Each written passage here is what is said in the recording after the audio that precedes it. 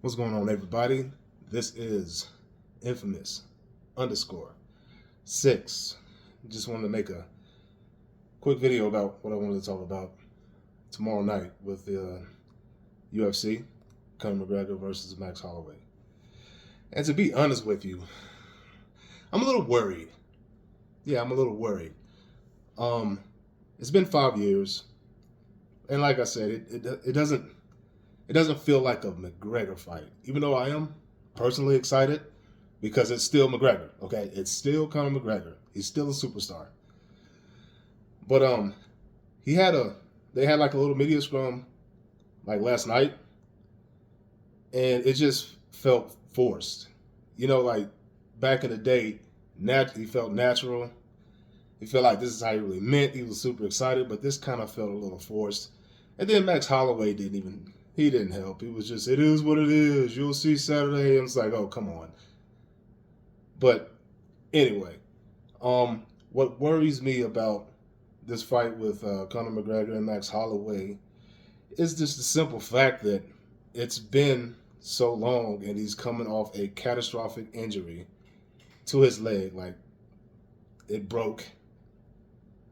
And then he hasn't really been training like that for a while, and then it kind of feels like he's just trying to fight out his contract so he can go and do other things, which I don't necessarily mind that.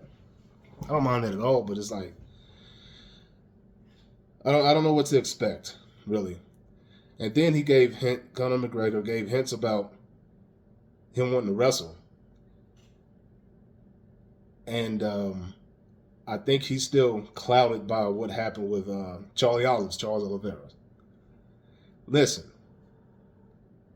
I think Max Holloway is still a decent wrestler. He has very good jiu-jitsu defense because he didn't get submitted by Charlie Olives, who is a monster on the ground, right?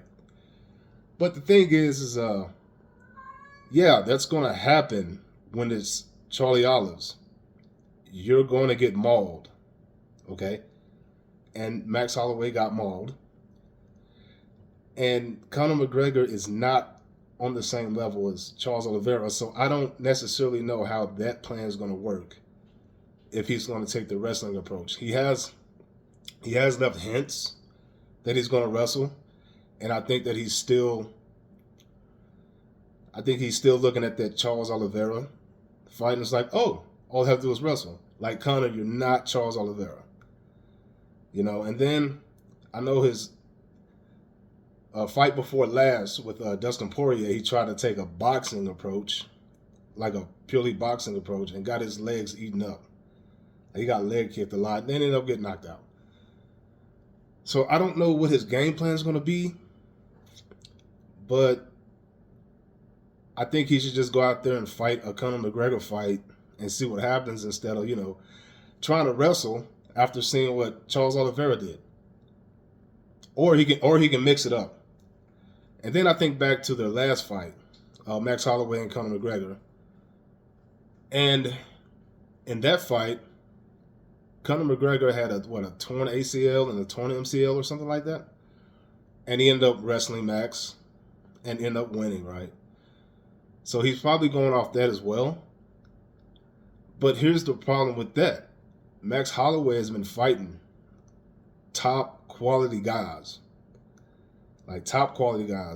these past 5 years. Conor, not so much. So Max has probably learned how to defend a takedown or two, right? And Conor's not the best wrestler. He can wrestle. Not saying he can't. He's just not on that level to where he can take down Max Holloway and maul him. So I don't think that's going to work very well. Excuse me about that. Sorry. So I'm just a little worried, but I still think it's going to be a good fight. I'm still going to cover it on Saturday. I'm probably going to do it right after the fight. I'm going to talk about it. This is a fight I'm looking forward to. I want to see where McGregor is now, if he's taking it seriously, or is he just trying to fight out his contract and leave the UFC. And then I want to know how much money he's getting made, because he's one of the most underpaid UFC fighters I've ever seen, depending on how much money he's made UFC. So I just want to know the whole thing, the whole story.